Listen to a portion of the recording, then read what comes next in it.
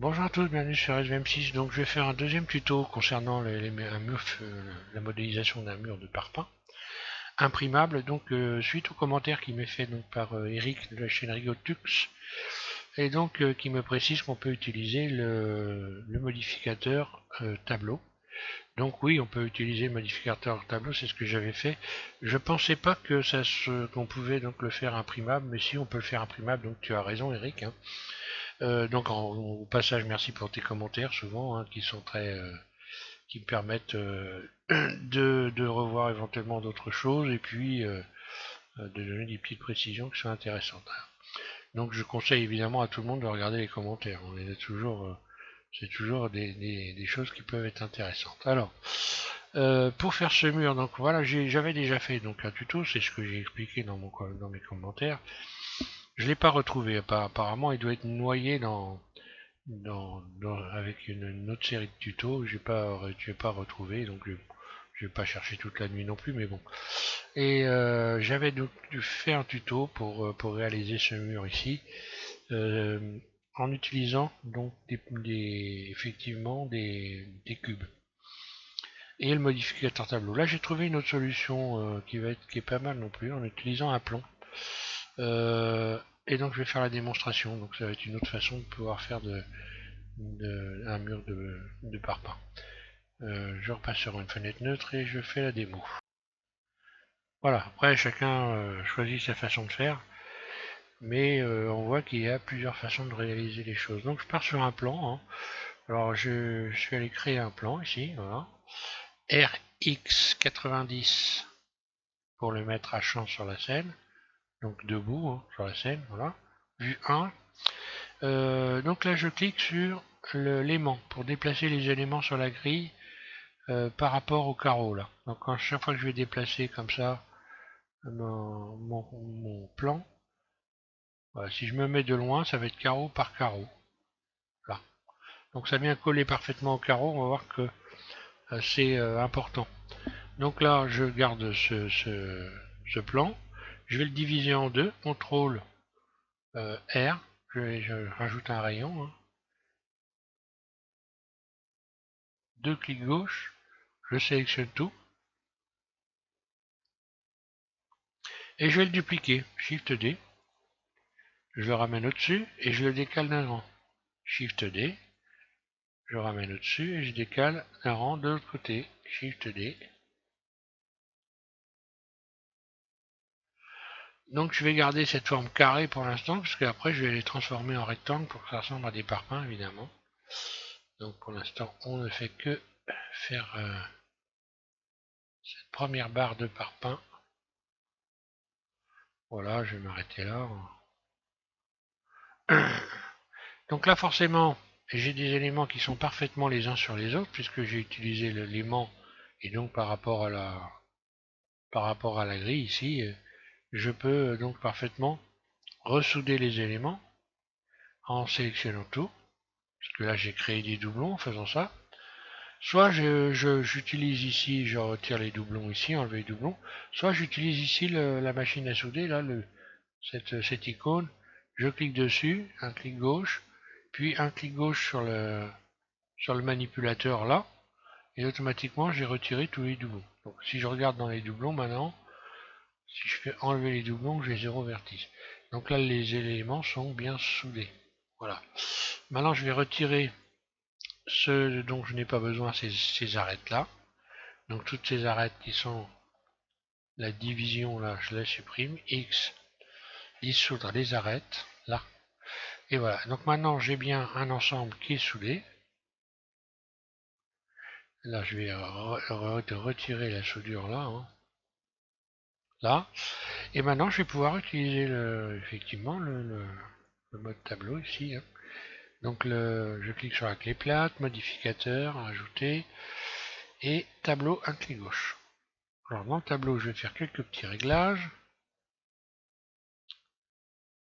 Là, j'agrandis, comme ça on va bien voir. Donc j'ai ce mode tableau qui est venu se positionner là. Je décoche ici décalage relatif. Et je vais ici plutôt cocher décalage constant. Et donc sur la valeur X, ici je vais mettre 2. Je clique 2. Voilà. Donc là j'ai rajouté un élément, je vais faire fusionner et je vais modifier la valeur, le nombre, et je rajoute. Donc là je fais des clics gauche, je rajoute. Alors je vais garder ça par exemple, parce qu'après je vais l'allonger, étant donné que là j'ai des ensembles qui ressemblent à des cubes et pas à des parpaings. Donc je vais appliquer maintenant. Je me mets en mode objet et appliquer le mode tableau. Appliquer. Une fois que j'ai appliqué, voilà, lorsque je reviens en mode edit, je me retrouve avec ça.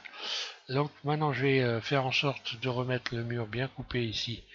Je sélectionne ici la soudure et puis je vais sélectionner ces arêtes là et les rapprocher. Voilà, toujours en gardant l'aimant. Donc là on voit que ça m'a permis de déplacer parfaitement les éléments les uns au-dessus des autres ici. Et comme j'ai soudé, j'ai pas de doublon. Là, je fais pareil de l'autre côté. Si maintenant je vais désélectionner et la soudure et l'aimant. Je sélectionne tout et je vais aller contrôler, voir si j'ai des doublons, enlever les doublons, 0 vertice. Maintenant voilà, je donne la forme à mes parpaings. Regardez ça par exemple. Puis je vais faire donc 2 fois I, donc comme dans le tuto précédent, j'appuie sur Shift en continu et je bouge ma souris pour créer donc des joints. Voilà. Ensuite, je vais garder cette sélection en mémoire pour pouvoir m'en servir après. Donc je clique ici sur cette icône là, le triangle là, puis groupe de vertices plus, puis assigner. Voilà, maintenant à chaque fois que je vais faire la sélection ici, je vais récupérer ma sélection là. Là, maintenant je sélectionne tout, A, puis extrude E, en allant vers la gauche, hein, pour avoir l'orientation des faces dans le bon sens. Et puis voilà, donc maintenant je peux donc tout désélectionner, hein, voilà. Et lorsque je vais aller sélectionner ici, voilà, j'ai sélectionné. Je n'ai plus qu'à utiliser l'outil de transformation ici et donc venir écarter les éléments pour faire apparaître des joints. Voilà, maintenant je vais aller contrôler si c'est bien imprimable. Normalement, alors ça peut ne pas l'être, il peut y avoir des petits problèmes qu'on va régler, hein, parce que c'est très capricieux, encore une fois, j'ai dit déjà. Hein. Donc je vais sur impression ici, donc impression c'est un add-on qu'on a qui est installé dans Blender. Hein. Donc il faut aller l'installer si vous ne l'avez pas, tout vérifier. Et puis je vais regarder ici. Alors là j'ai des faces, alors à chaque fois ça fait ça. Hein. J'ai des faces qui sont pas plates. Donc je clique ici sur faces qui sont pas plates. Je vais retourner ici dans le mode objet, puis dans ici Loop Tool, boîte à outils, et je vais faire flatten. Là. Maintenant je vais refaire un contrôle, je sélectionne tout, je retourne dans l'impression, le contrôle de l'impression du moins, et tout vérifier. Alors là, je n'ai plus que 4 faces qui ne sont pas plates. Alors il y a un moyen de régler le problème simplement en faisant un cut. Donc je vais découper K ici ces faces. J'appuie sur le K, je positionne la plume sur l'arête qui coupe la face là. Un clic gauche pour fixer un point. Je me positionne de l'autre côté, un clic gauche pour venir coller au vertice ou à l'arête qui est en dessous et barre espace pour finaliser. Là, cut.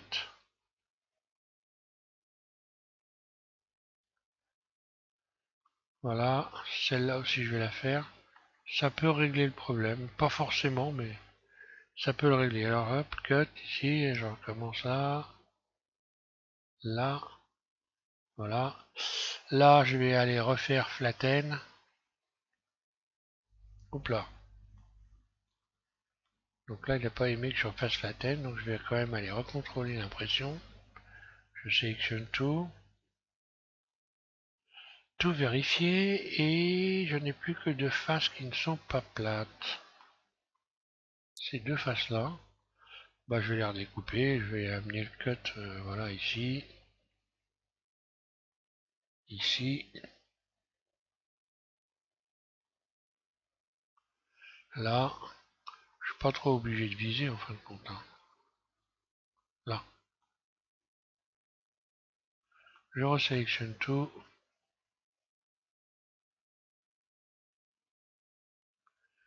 Tout vérifié et là tout est rentré dans l'ordre. Voilà.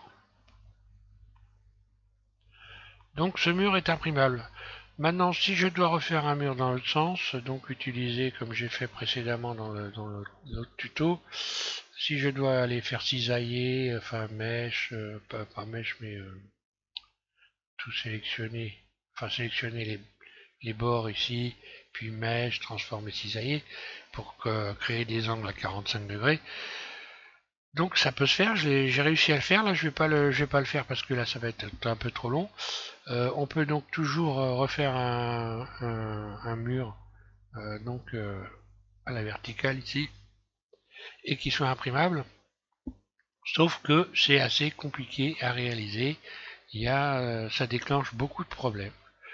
Donc voilà, après chacun de voir. Pour celui qui imprime, peut-être que c'est plutôt plus intéressant de coller des surfaces plutôt que d'essayer de les faire en un seul morceau. Hein. Coller des surfaces, ça peut être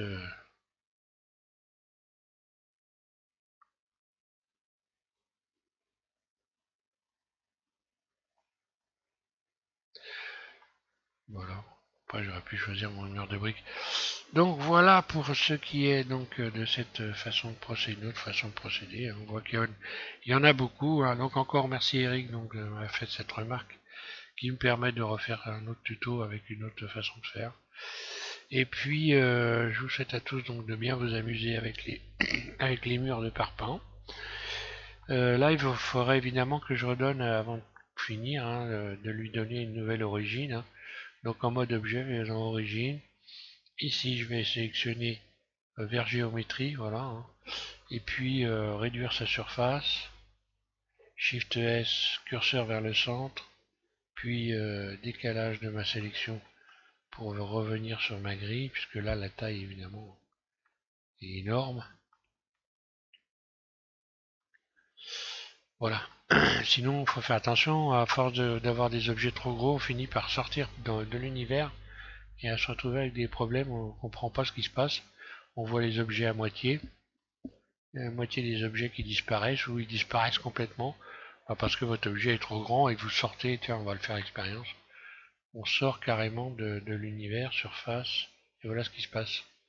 Là, j'ai tellement agrandi que, ben voilà, je suis plus dans l'univers, je suis allé aux confins aux confins de l'univers, et la magie ne veut plus rien savoir. Voilà, je reviens en mode en marche arrière, CTRL Z, CTRL Z. Voilà. Je vous remercie de suivre SVM6 et puis bon courage, amusez-vous bien avec tout ça, voilà. Donc je repasse prochain tuto, je reviens sur mon train d'atterrissage pour finir donc Concorde.